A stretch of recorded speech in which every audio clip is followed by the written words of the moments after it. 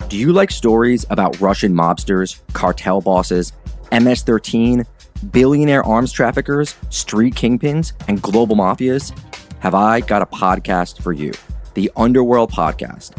Every week, two journalists who have reported on this stuff on the ground all over the world bring you a new story of international organized crime, past, present, and future. Watch now on Spotify, the Underworld Podcast. I just normally do straight stand-up, but this is a bit different. What do you get when a true crime producer walks into a comedy club? Answer, a new podcast called Wisecrack, where a comedian finds himself at the center of a chilling true crime story. Does anyone know what show they've come to see? It's a story. It's about the scariest night of my life. This is Wisecrack, available now. Listen for free on Spotify or wherever you get your podcasts. Due to the graphic nature of this killer's crimes, listener discretion is advised. This episode includes discussions of murder, assault, and violence that some people may find offensive. We advise extreme caution for children under the age of 13. On April 27, 1982, Bill Monroe stopped by to visit his 61-year-old mother, Ruth, at a San Francisco boarding house. Ruth's landlady had alerted Bill that his mother was ill, and Bill wanted to check on her. As Bill climbed the creaky stairs of the old Victorian house, the landlady followed close behind. But Bill closed the door as she tried to follow him into Ruth's bedroom. He wanted to visit with his mother privately. Bill tried to get Ruth to talk to him, but she would only stare at the wall, curled into the fetal position. Ruth hadn't ever had any real health problems, and Bill expected she'd recover. So after a short visit, he left. Had Ruth's voice not been locked inside her paralyzed body, she could have told her son that she thought her new landlady had slipped something into the creme de menthe cocktails Ruth drank to relax. Ruth died 4 days after Bill's visit. It wasn't until weeks later that Bill began to believe that something wasn't right about the woman who ran the boarding house.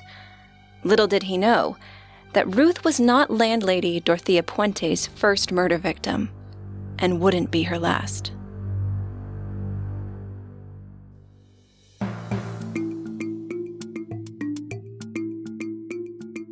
Picture a murderer, a gangster, a thief. A serial killer. Did you picture a woman? We didn't think so. Society associates men with dangerous crimes. But what happens when the perpetrator is female? Every week we examine the psychology, motivations, and atrocities of female criminals. Hi, I'm Sammy Nye. And I'm Vanessa Richardson. Today we're joined by Greg Polson, co-host of my other podcast, Serial Killers. Hello, female criminals listeners. I've brought together my co-hosts Greg and Sammy to explore the crimes of Dorothea Puente, who murdered 9 tenants in the San Francisco boarding house she ran in the 1980s. The three of us will be covering Dorothea's life and crimes in a special 2-part crossover. In 1988, 59-year-old Dorothea Puente became Sacramento, California's most notorious female serial killer, after 9 bodies were discovered buried in the backyard of the boarding house she operated. She killed at least 9 people over the course of 6 years so that she could fraudulently cash their Social Security checks for herself. In today's episode, we'll take a look at Dorothea's childhood, her many marriages, her escalating criminal streak, and how she was able to evade detection for years by deceiving family members, social workers, and even federal investigators. We'll also show you how she initially got away with her first murder. In part 2, we'll explore the lives and deaths of Dorothea's other victims and why she killed them, as well as how a determined social worker started a chain of events that finally led to Dorothea's conviction and life sentence for murder. Part 2 will be available ad-free and have a special release next Monday. Then on Wednesday, we'll be back with another all-new episode of Female Criminals. You can find Female Criminals, Serial Killers, and all of Parcast's other shows on your favorite podcast directory. You can also find us on Facebook and Instagram at Parcast and on Twitter at Parcast Network. In 1982, Dorothea wrote a letter to a judge describing her difficult childhood in hopes of getting leniency. In it, she said, quote, I'd like to tell you first off, I'm of Mexican descent. When I was 8 years old, I had to start working in the fields, end quote. She also said that she was the youngest of 18 children and one of only 14 who survived to adulthood.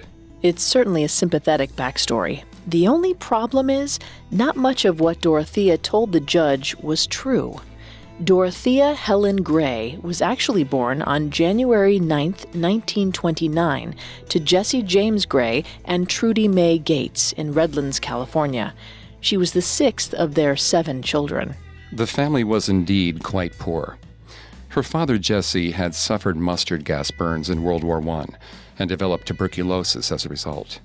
Depressed and unable to walk very far, Jesse often talked of suicide and regularly preached to his children about how unfair the world was. Trudy, Dorothea's mother, was originally from Oklahoma. She married Jesse when she was 16 and was known to have a wild streak that even marriage and motherhood didn't temper. Both Trudy and Jesse were heavy drinkers, which fueled frequent and bitter arguments between the two. The Depression hit the Gray family hard. Jesse, who had formerly made a decent living as a farmer, now mostly relied on his veterans' compensation checks to feed his family. They frequently moved around California, Nevada, and Oklahoma in search of field work, but there were more farmhands looking for work than there were crops to harvest. In 1934, when Dorothea was 5, the family moved to Pomona, California. By this point, Jesse was mostly bedridden. Trudy was drinking more heavily and would disappear for days at a time. It fell to Dorothea's older siblings to raise Dorothea and the rest of the children. Her oldest brother, James, was just 16. It wasn't long before Dorothea began to make up stories about herself and her life. As a first and second grader, Dorothea was often scolded by her teachers for weaving intricate fantasies about her life. But before we delve into Dorothea's psychology, I just want to give a brief disclaimer. Vanessa is not a licensed psychologist or psychiatrist, but she's done a lot of research for the show. German physician Dr. Anton Dielbruck was the first to classify pathological lying as a disorder, labeling it pseudologia fantastica. He used it to describe patients who blended lies with delusions for no apparent gain aside from the pleasure of telling the lie.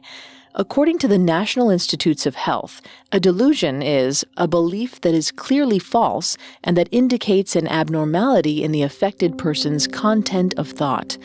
The most important distinction between a lie and a delusion is whether the person telling the falsehood believes it to be true. When confronted, someone who's merely lying will often change their story if it benefits them. Someone who is delusional will cling to their original story. Most kids do create fantasies or fantastic stories of some sort.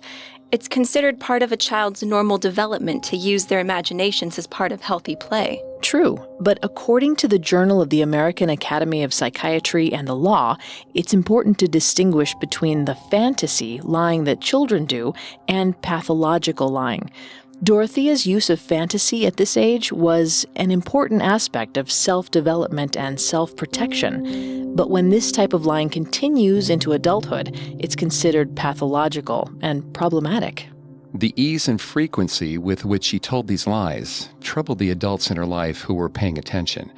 However, her mother either didn't notice or didn't care, and Dorothea didn't get any meaningful early intervention. By 1935, 6-year-old Dorothea and her siblings rarely even saw Trudy.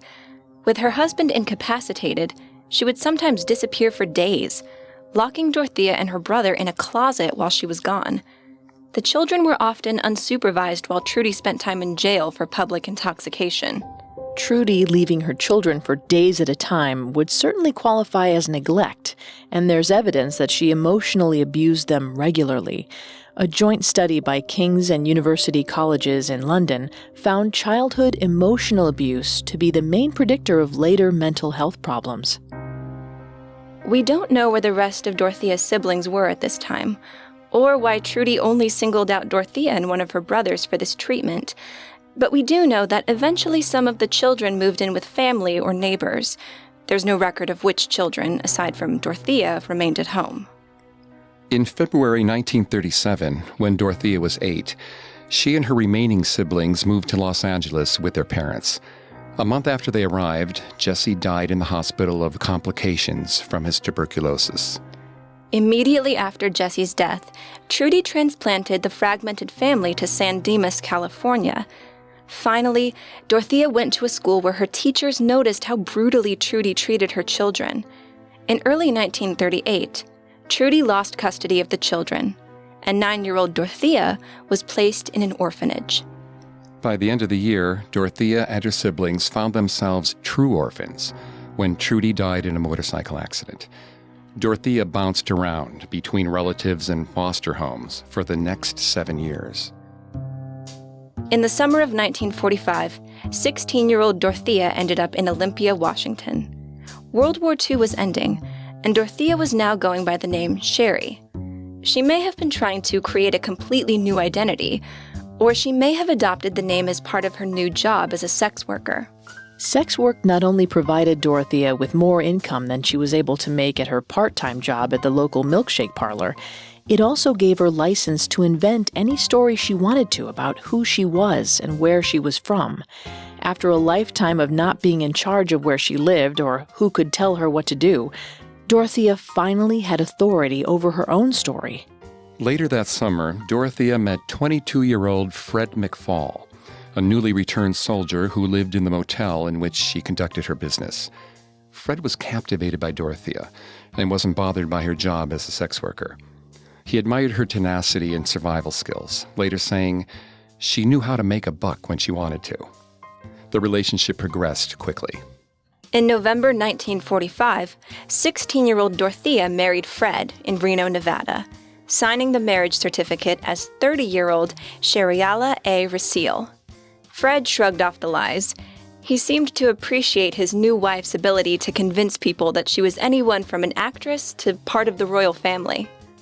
Dorothea's personality made them popular at the local bar in their new hometown in remote Gardnerville, Nevada. It was during this time that she followed in her parents' footsteps, and her drinking habit began in earnest.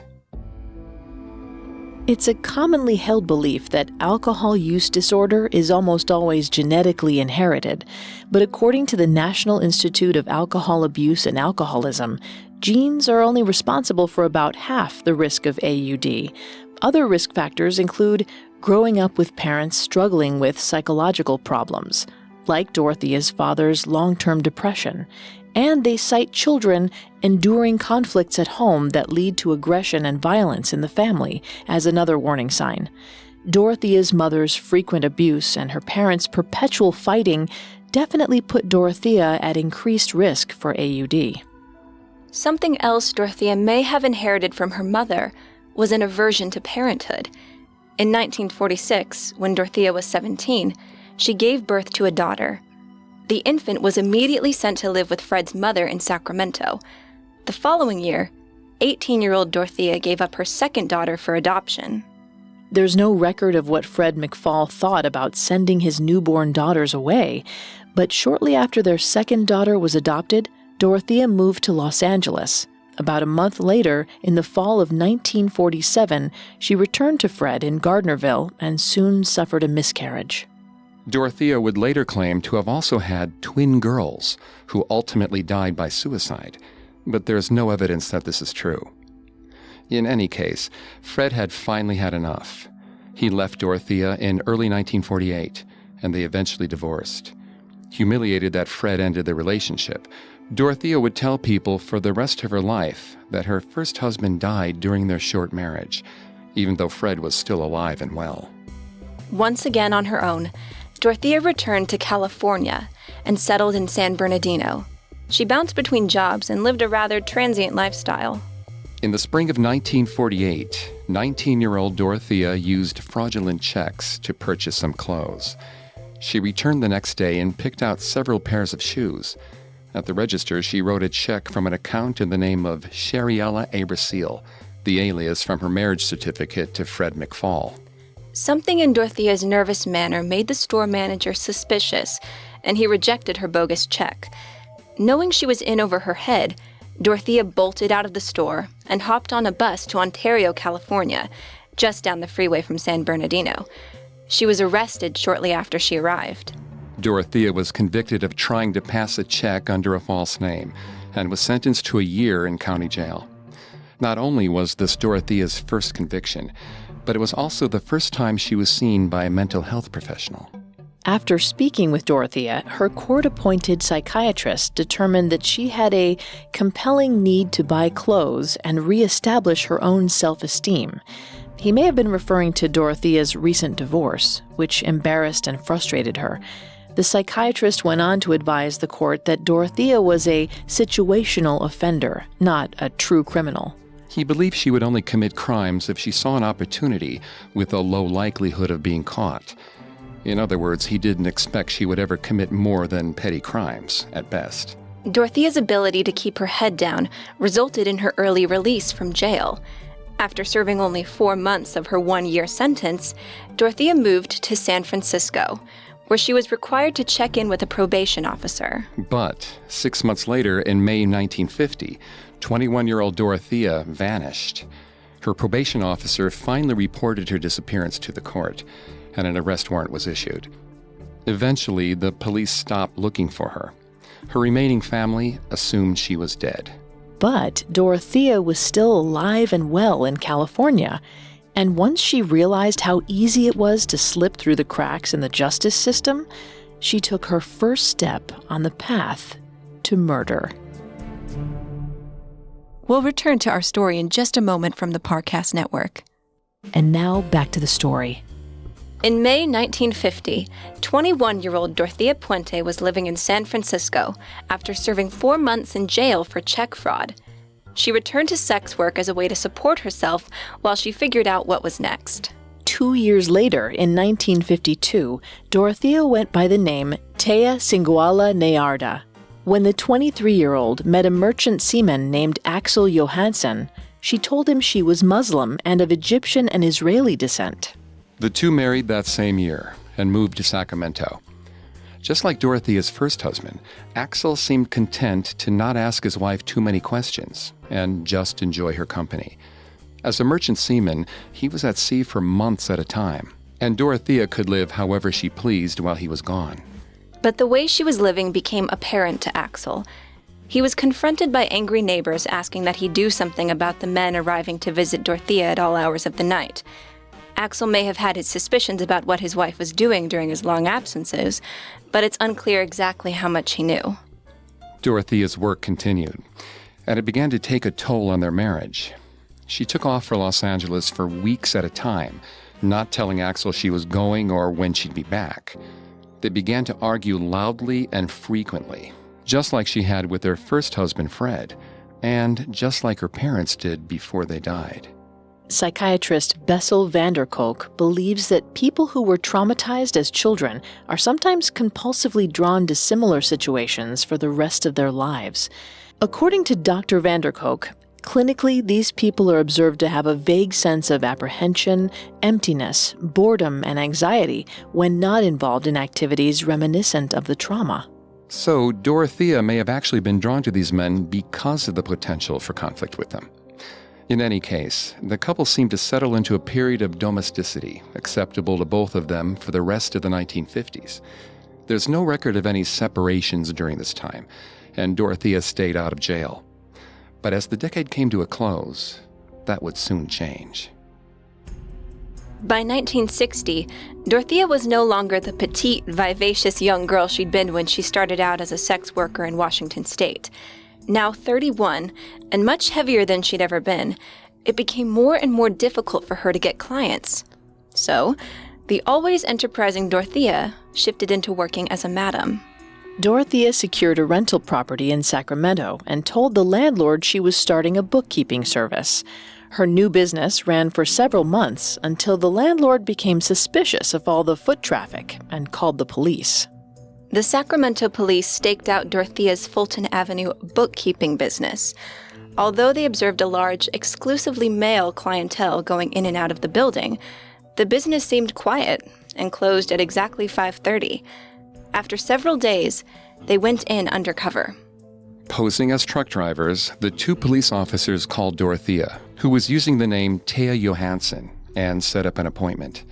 Before they arrived, they coated both their money and their hands in a special fluorescent powder. After Dorothea accepted the marked money, and the deputies had left fluorescent handprints on both Dorothea and one of her girls, the deputies revealed themselves. Dorothea was arrested again. With this arrest, Dorothea would begin a lifelong habit of quickly plea bargaining in order to obtain a lighter sentence. By agreeing to plead guilty to simply being in a house of ill repute, she avoided charges of pimping and pandering. The judge didn't believe her when she told him she was only at the property to visit a friend. He sentenced her to 90 days in county jail. Dorothea's husband, Axel, was furious when he found out that she'd been arrested. But despite the fact that his wife had lied to him and gone to jail, Axel allowed her to return to their home in Sacramento. But in 1961, when Dorothea was 32, her husband had her committed to DeWitt State Hospital, a psychiatric institution in Stockton, California. Dorothea's records from DeWitt describe her as very obese, infantile, and a pathological liar. Her doctor listed her as having an unstable personality and said her prognosis was guarded. It's unlikely Dorothea received any psychological counseling, but she was prescribed an antipsychotic for the first time. At the time, clozapine was the primary antipsychotic prescribed. Although it was used to sedate and control many patients, it also seemed most effective with patients diagnosed with schizophrenia. Schizophrenia often becomes symptomatic in women in their late teens. Symptoms include delusions and thought disorders, as well as the kind of flat affectations that Dorothea would exhibit in courtrooms and interviews later in life. However, there's no record of a diagnosis from her time at the facility. We don't know whether the antipsychotic medication stabilized Dorothea or if she simply convinced the doctors that there was no reason to keep her. Either way, they soon released her and she returned home to Axel. Dorothea and Axel moved across the river to Broderick, California. Dorothea did manage to hold down a series of jobs, but she spent all of her money on clothes and shoes, and she continued drinking and staying out late. She wasn't going to change, so Axel Johansson divorced 36-year-old Dorothea in 1966. As Dorothea's second marriage ended, she also closed the door on any association with sex work. It was too much risk for too little gain, and the operation was difficult to camouflage. Instead, Dorothea decided to open a boarding house. In 1968, when Dorothea was 39, she again settled in Sacramento. She quickly realized that there was an untapped population of alcoholics, senior citizens, and chronically ill people who were in need of care. And more importantly, they received government money, so she opened her first boarding house as an unlicensed healthcare facility called the Samaritans. She made every resident sign over their assistance checks directly to her. She claimed that this was to protect the residents from irresponsibly spending their money. She didn't tell them that she'd also be taking money for herself on top of their rent. She also maintained complete control over storing and dispensing meds. Dorothea got to work ingratiating herself with the community by befriending children in the neighborhood and providing them with treats or small necessities their families couldn't afford. But even though she seemed happy, Dorothea began to drink alone every night, and her weight continued to climb. Dorothea's appearance meant everything to her, so the weight gain had an emotional impact. Perhaps seeking confirmation that she was still attractive and desirable, she began using the Spanish she learned as a child to court young Hispanic men in the neighborhood. Given how quick Dorothea had always been to head to the altar, it's no surprise that shortly after meeting him, 39-year-old Dorothea married her third husband, 21-year-old Roberto Puente. There were whispers on the street that Roberto Puente was a con man looking for a green card. Some of the girls in the neighborhood giggled to each other about Mr. Gigolo when they saw Dorothea with her new husband. Whether this was true or not, the marriage was tumultuous from the beginning, and Roberto left her after only 2 short weeks of marriage. Dorothea officially filed for divorce from Roberto Puente on July 5, 1969, just over 16 months after they first met.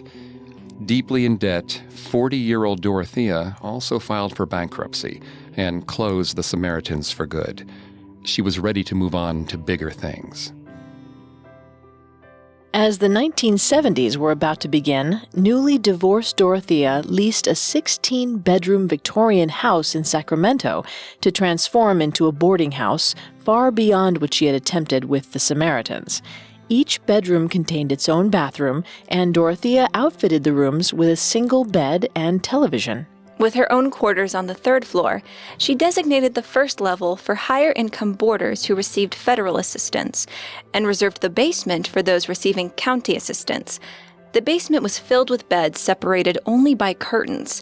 The second level included the main kitchen and common area. She hired grounds crew and 2 permanent cooks. Dorothea also established friendly relationships with social workers for the first time. She even went so far as to invite any of them who referred clients to the boarding house to lavish, catered parties. This time, Dorothea would make sure the social workers were on her side from the beginning. Because Dorothea only took clients who didn't require specific medical or psychological treatment, she wasn't required to have a license to operate. Dorothea was proficient in navigating the Social Security system on behalf of her clients and personally ensured they took their medication. She also accepted problem drinkers whether they were sober or not, which made her a rare and valuable resource for social workers. Once a month, a doctor stopped by the boarding house to check on boarders' health and review their meds. As the doctor worked in the kitchen, Dorothea never left his side. She paid careful attention while he worked, often taking notes. She set up office space in the boarding house where she hung fraudulent medical diplomas and stored medical equipment, like syringes and blood pressure cuffs. As she had at the Samaritans, Dorothea mostly formed relationships in the Hispanic community. In the mid-1970s, she got involved in politics, often attending fundraisers where she sponsored an entire table. At one of these events, she danced with California Governor Jerry Brown. A picture of the two of them on the dance floor held a place of honor in her living room, and she showed it to every new person who walked in the door. Still meticulous about her hair, makeup, and wardrobe, Dorothea spent many evenings from 1976 to 1977 at the local bars, entertaining newly found friends with stories about when she was a rockette or when she won $10,000 on an NBC game show. As always, none of her stories were true, but nobody seemed to care. Dorothea spent as lavishly at the bar as she did in the neighborhood, but not even her boarders realized most of the money she was spending was theirs. The number of boarders Dorothea had at one time varied, but with each boarder receiving between $200 and $300 a month, there was plenty left over for Dorothea after she took care of their basic needs. The money she skimmed paid for her expensive shoes, perfumes, and makeup. It also paid for the weight loss surgery she elected to have after her weight topped 200 pounds. Dorothea was spending her boarders' money as fast as it came in, but as long as she ran a clean house and kept her boarders in line, social services seemed content to stay out of her operation. It was the perfect time for Dorothea to fall in love again.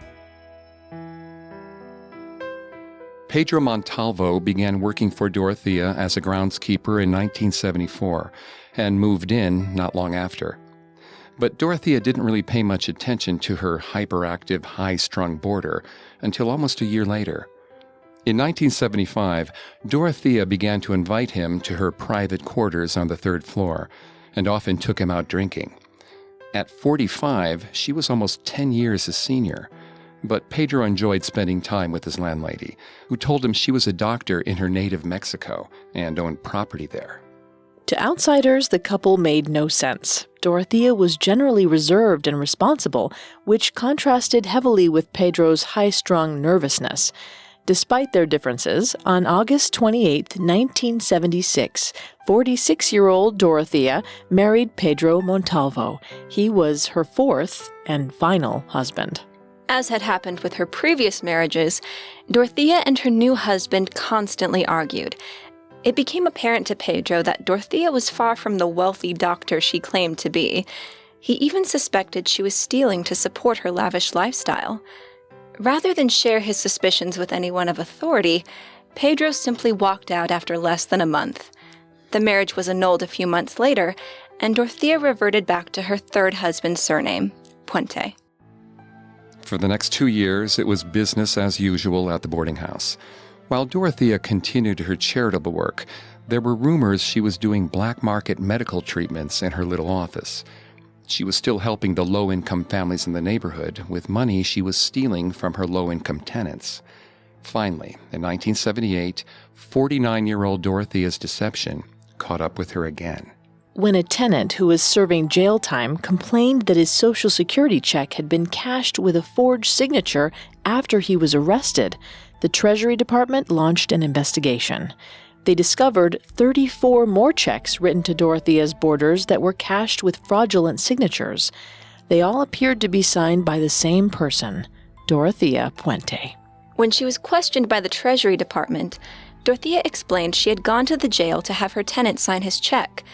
She said, quote, "The guards were standing right there while he signed the check over to me," end quote. It was a bold lie, but Dorothea committed to her story. There's no diagnosis in the DSM that's specific to pathological lying. Rather, pathological lying is included as a symptom of many larger psychological disorders, including antisocial and narcissistic personality disorders. Since Dr. Dealbrook first coined the term pseudologia fantastica to describe morbid lying in the first half of the 20th century, mental health professionals have debated whether it's worthy of its own classification. In any case, the courts wouldn't have to make that decision. The Treasury Department found forgeries totaling more than $4,000, enough to warrant felony charges. Rather than go to trial, Dorothea pleaded guilty to federal forgery. She was sentenced to 5 years parole, ordered to undergo psychiatric counseling, and was forced to give up the boarding house at 21st and F. But she stuck to her story that she had consent to cash all the checks. It was during her first round of court-ordered psychiatric counseling that Dr. Thomas Doody would first diagnose her as schizophrenic, chronic, undifferentiated type, meaning that Dr. Doody observed behaviors in Dorothea that applied to at least 2 types of schizophrenia. Dorothea certainly displayed the feelings of persecution and hostility that come with paranoid schizophrenia. She also regularly exhibited delusional behavior with her outlandish tales of wealth and celebrity. Because those delusions seemed to come and go, Dr. Doody may have believed she had residual schizophrenia, meaning she had previously had a schizophrenic episode but was now in remission. Dr. Doody didn't believe Dorothea posed a threat to anyone, and she wasn't required to have surprise in-home visits in addition to her psychiatric and parole meetings. So, Dorothea was permitted to leave Sacramento for Stockton in 1978, as long as she kept her appointments. She drifted in and out of menial jobs that didn't produce much income. At one point, she forged another Treasury Department check, but she immediately paid restitution and no additional charges were filed. And within 6 months, she figured out a way to get back in business. In mid-1979, Dorothea returned to Sacramento with a new plan. Rather than be responsible for running an entire house full of sick and troubled people, she would become a home health care aide. To prepare for her new role, Dorothea adopted more of a kindly old lady persona.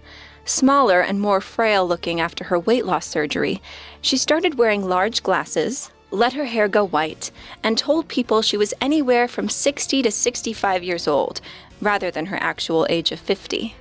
Ricardo Odorica believed he had found a new grandmother figure for his 2 young daughters when he rented Dorothea the 2nd floor of his home. Ricardo and his wife, Veronica, looked forward to having such a nice Spanish-speaking woman with medical training right upstairs. As Dorothea got to work fixing up the long-neglected 2nd floor of 1426 F Street, she seamlessly integrated into the Odorica family. They spent every holiday together, and Ricardo asked her to be godmother to one of the girls at her first communion. They trusted her implicitly. Meanwhile, Dorothea got to work as a caretaker for hire with several healthcare companies that never questioned her resume or required a background check. Clients would sometimes insist that Dorothea was stealing small items from their homes, but Dorothea was able to explain it away as senior citizen memory loss. Social workers and law enforcement didn't see any reason to investigate Dorothea, and she took this as an opportunity to get even more bold. Her petty crimes would soon take a fatal turn for her clients.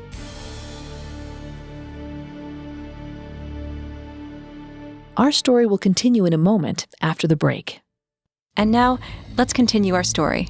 Toward the end of 1979, 50-year-old Dorothea Puente started providing live-in care for Esther Busby. Shortly after Dorothea moved in, Esther started regularly being rushed to Sutter General by ambulance. Esther was in her 70s, but her heart condition had been stable for some time. Yet now, she often suffered an irregular heartbeat or had difficulty breathing. Several times, Esther relapsed while still in the hospital. Adult Protective Services social worker Mildred Ballinger was the first to notice that these relapses seemed to happen shortly after Dorothea visited. Mildred shared her suspicions with Esther's attending physician, Dr. Lackner. Initially, Dr. Lackner was dismissive of Mildred's concerns. But the more Dr. Lackner thought about it, the more he realized that if Dorothea kept Esther just sick enough, she'd have access to her possessions, and more importantly, her Social Security checks. He decided to do a home visit. Dorothea gladly showed him around Esther's spotless house and assured him Esther was taking her medications as directed. Esther chimed in about how helpful it was to have Dorothea there. Dr. Lackner left, still suspicious of Dorothea. His visit must have made Dorothea suspicious of him as well, because the next time Esther needed emergency care, Dorothea made sure she was taken to another hospital farther away. But a colleague at the other hospital called Dr. Lackner to consult about Esther's latest visit, and Dr. Lackner advised him to run a toxicology screen. When the test results came back, they revealed phenobarbital, a seizure medication that also acts as a sedative, which Esther hadn't been prescribed. The tests also showed the heart medication digoxin, which can trigger fatal heart arrhythmias if taken improperly. Although she was a heart patient, Esther didn't take digoxin, but Dorothea took it for her own heart condition and had it on hand. Dr. Lackner told Esther he believed Dorothea was poisoning her, and Esther fired Dorothea immediately. Social worker Mildred Ballinger wasn't content to sit back and let Dorothea walk away unscathed. In early 1980, Mildred contacted police to alert them that she suspected 51-year-old Dorothea had poisoned Esther Busby. But since she didn't have solid proof, no investigation was launched. Mildred vowed to keep an eye on Dorothea as long as she was working with senior citizens, but for now, Dorothea seemed safe from prosecution. In January 1982, 53-year-old Dorothea turned up at a local dive bar, the Zebra Club, where she started drinking with 74-year-old Malcolm McKenzie. The two hit it off, and Dorothea kept Malcolm laughing and entertained with her outlandish stories. With last call looming, Malcolm hinted to Dorothea that they should keep the party going at his apartment, just a few blocks away. Dorothea coyly smiled and told Malcolm she'd love to see his apartment. They hailed a cab. By the time they arrived at Malcolm's house, he started feeling strange. For some reason, his arms and legs didn't want to cooperate with his brain. Dorothea helped him inside and laid him on the couch. Malcolm realized that even though he was fully alert and aware, he couldn't move his body at all. He watched helplessly as Dorothea began to search his apartment. As Malcolm lay on the couch, unable to move a muscle, Dorothea discovered a small red suitcase inside a closet. Snapping it open, she began neatly filling it with Malcolm's possessions, including some collectible coins, cash, and his checkbook. Right before she left, Dorothea tugged the pinky ring off his finger. 2 days later, Dorothea was arrested after trying to use 2 checks from Malcolm's account. She insisted Malcolm had willingly given them to her. As she was being booked, she told police she was 72, even though her records showed her as 53. When they were unmoved by her harmless old lady persona, Dorothea changed tactics. She explained, "I've got a psychiatric condition. I sometimes forget my actions." Whether they believed her or not, she was charged with drugging and robbing Malcolm McKenzie. She was released with her preliminary hearing set for 3 months later in April. In the meantime, Dorothea had work to do. It wasn't long after her arrest that Dorothea started a new business, this time with a partner. 61-year-old Ruth Monroe and her husband, Harold, frequently drank with Dorothea at a local bar. They got along well, and Dorothea was sympathetic when Harold was diagnosed with terminal cancer. So Dorothea proposed that she and Ruth start a catering business together. Ruth agreed and deposited several $1,000s into the joint account Dorothea insisted they open. When Ruth's husband Harold took a turn for the worse and went into the hospital for what was likely the last time, Dorothea suggested that Ruth move in with her to save money and keep each other company. Ruth agreed, and on April 11, 1982, her 3 sons helped her move into the second floor of the Odorica's house with Dorothea. On April 24th, less than 2 weeks after moving in with Dorothea, Ruth had lunch with an old friend. Her friend was shocked at how disoriented and run down Ruth appeared to be. She had seemed fine only a week before at her standing hair appointment.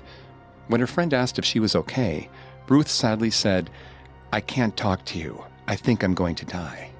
Ruth's friend tried to get Ruth to go see a doctor, but she refused. Her friend didn't insist, and they parted ways, expecting to see each other the following week at the hair salon. Ruth went home, and Dorothea made her a creme de menthe cocktail to help her feel better. They relaxed in the living room before Ruth finally went to bed, exhausted. Ruth spoke to her son Alan the next day and seemed her usual self. She asked about her grandchildren and caught up on family news. Ruth never mentioned that she felt ill. 2 days later, on April 27th, Ruth's daughter Rosie stopped by to visit. After finding Ruth sleeping deeply in the middle of the day, Rosie confronted Dorothea. Her mother never slept this deeply, and certainly not during the day. What, she demanded, was wrong with her? Dorothea comforted Rosie and reassured her everything was fine. She told Rosie she'd taken Ruth to the emergency room because she was worried Ruth might be having a stress-induced nervous breakdown. Dorothea explained that there was nothing really wrong with Ruth. She just needed to calm her anxiety. The doctor had given her a shot to help her rest. Rosie liked Dorothea and appreciated that her mother had a friend looking out for her, while her stepfather, Harold, was dying in the hospital. So she believed Dorothea's assurances and left without a second thought. We began the podcast with a description of Bill's disturbing last visit with his mother later that night. When Bill came back downstairs after seeing Ruth, Dorothea assured him she'd look out for her. He told Dorothea he'd be back the next day. At 5:30 a.m. on April 28, 1982, Ruth's daughter's phone rang. It was Dorothea. "Something's wrong with your mother," she advised. "You better come over." Rosie called her siblings and raced to Dorothea's home. Dorothea met her at the door, sobbing. "Your mother died," she wailed.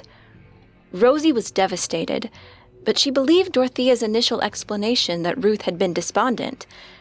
Perhaps, Dorothea suggested, Ruth had taken a little too much of her medication. As the coroner's office arrived, Ruth's children nodded numbly through his explanation that an autopsy was necessary because the death had been unattended. He also mentioned that Dorothea had subtly suggested that Ruth may have taken her own life. Ruth's children didn't fully believe that their mother would have even considered suicide, but they in no way suspected anything criminal about Ruth's death. However, Rosie's husband John had a different opinion. He didn't buy Dorothea's caring grandmother act. He believed she ought to be investigated for murdering Ruth Monroe, and he intended to see that she was. The coroner's office completed Ruth's autopsy in May 1982. The tox screen revealed Tylenol and codeine in Ruth's system in amounts sufficient enough to be fatal. Neither drug was found in Ruth's bedroom. Although the remains of the creme de menthe cocktail Dorothea made for Ruth were still in her stomach when the autopsy was performed, the coroner's office found no evidence of foul play. She appeared to be healthy overall. With no clinical evidence to the contrary, Ruth's death was ruled as being of indeterminate cause, meaning there was no reason to suspect homicide. Suicide was a possibility, but there was no evidence to suggest that anyone had intentionally killed Ruth Monroe. Ruth's children, still reeling from their mother's death, got together to try and make sense of what had happened. Finally, Rosie's husband John voiced his suspicions. There was something off about Dorothea. Maybe she had done something to Ruth. After some discussion, they decided to do some digging. Ruth's family discovered that Dorothea never took Ruth to the emergency room, like she said she had, and no medical personnel had ever come to the house until after Ruth was dead. Armed with this new information, John went to the police. Confronted with the evidence they gathered, the Sacramento PD took the family's statements, but ultimately decided that their evidence was too circumstantial to pursue it any further. Ruth's family was devastated. There would be no justice for their matriarch. Meanwhile, Dorothea appeared at her preliminary hearing to face charges that she drugged and robbed Malcolm McKenzie. After her arrest, it didn't take police long to find 3 more victims Dorothea had drugged, then robbed. But none of them were either willing or well enough to testify in court. Without testimony, Dorothea would walk. Fortunately, Malcolm McKenzie was up to the task. After hearing Malcolm's story about his night with Dorothea, the judge ruled that the case would go to trial. Dorothea was released on her own recognizance, agreeing to appear at her next scheduled court date. With the threat of prison looming, Dorothea quickly drained the rest of the money in the joint account she and Ruth had opened together. Dorothea knew that after she bought a plane ticket to Mexico, what was left of the roughly $1,500 she withdrew wouldn't last long. She quickly put together a plan to get more money before she fled the country. On May 16, 1982, she called her friend Dorothy Osborne and begged her to come over. Dorothea slurred on the phone, quote, "I'm drunk. Everybody's taking advantage of me and things haven't been going well. A woman died," end quote. While sympathetic to her friend, Osborne told Dorothea she didn't want to go out. She finally agreed that Dorothea could come over. And when Osborne opened the door to let her in around 11 a.m., she was surprised that Dorothea had brought both brandy and vodka with her. Dorothea explained, "I'll make some drinks and we can talk." The 2 women settled in on the couch. Dorothea sipped vodka, while Osborne choked down the peculiar cocktail Dorothea mixed for her. A combination of several juices, brandy, and vodka, the brownish concoction stung going down. Osborne switched to iced tea after she finished it to try to get the taste out of her mouth.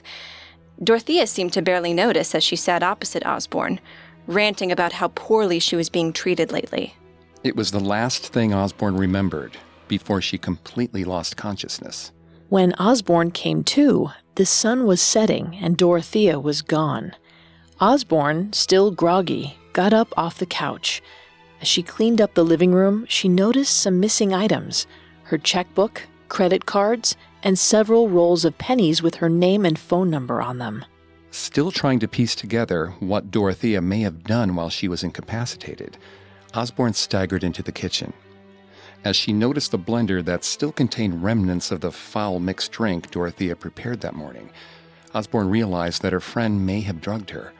The white powder she found on the counter next to the blender confirmed her suspicions. She carefully bagged up the powder and poured the remaining liquid into a prescription bottle. Then she called the police. 3 days later, 53-year-old Dorothea was arrested again. When the police caught up to her on May 19, 1982, she was carrying a plane ticket to Mexico, Osborne's credit cards, and the penny rolls with Osborne's name on them. Because she was arrested while on bail and clearly planning to leave the country, she was denied bail on the new charges. She would stay in jail until her trial. Dorothea directed her lawyers to begin working on a plea bargain. After weeks of Dorothea and her lawyer negotiating the best possible deal with the district attorney's office, she pled guilty in 4 of the cases in which she drugged and robbed senior citizens, including Malcolm McKenzie and Dorothy Osborne. She was sentenced to 5 years in prison, just over a year for each of the victims. After processing, Dorothea was sent by bus to the California Institution for Women in Frontera.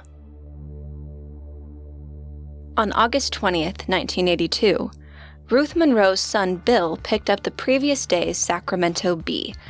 He was shocked to see his mother's former roommate's name splashed on the front page. He wasn't as surprised to read the headline, quote, "Woman who slipped Mickeys draws 5 years," end quote. He immediately called his siblings. After some discussion, Bill called the district attorney's office and voiced their suspicions. The district attorney met with Ruth's children, who outlined how their mother's health had declined so rapidly. They recounted all the evidence they had collected that proved Dorothea had lied about the circumstances surrounding Ruth's death. The DA referred the case to major crimes. Ruth's children finally had a glimmer of hope that Dorothea would be prosecuted for murdering their mother. But that hope was short-lived. After further investigation and a review of the witness statements and autopsy results, the major crimes investigator filed his findings. In light of her divorce and her second husband's terminal illness, he believed that Ruth wasn't Dorothea's victim, but that she died by suicide. There would be no murder charges. The investigator attempted to console Ruth's distraught children with the fact that Dorothea was already in prison. So even if she had hurt Ruth, at least she couldn't hurt anyone else. It was a decision that would come back to haunt both the Major Crimes Unit and the District Attorney's Office, because when Dorothea was paroled just 3 years later, she would begin a murder spree to fund her increasingly lavish lifestyle. It would end in a multi-state manhunt.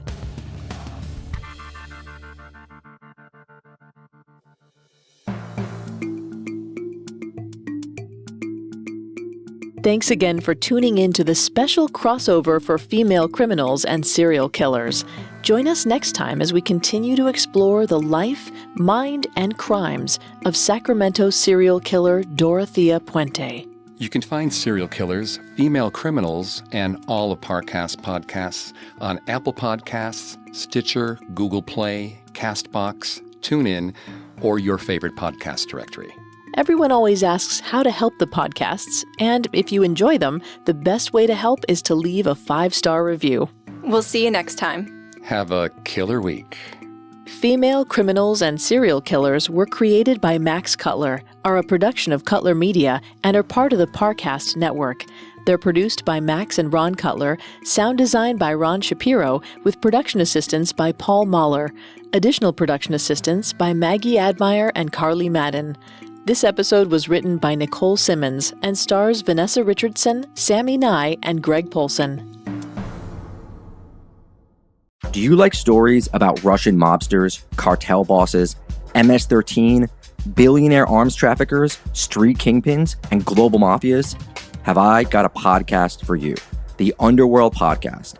Every week, 2 journalists who have reported on this stuff on the ground all over the world bring you a new story of international organized crime, past, present, and future. Watch now on Spotify, the Underworld Podcast. I just normally do straight stand-up, but this is a bit different. What do you get when a true crime producer walks into a comedy club?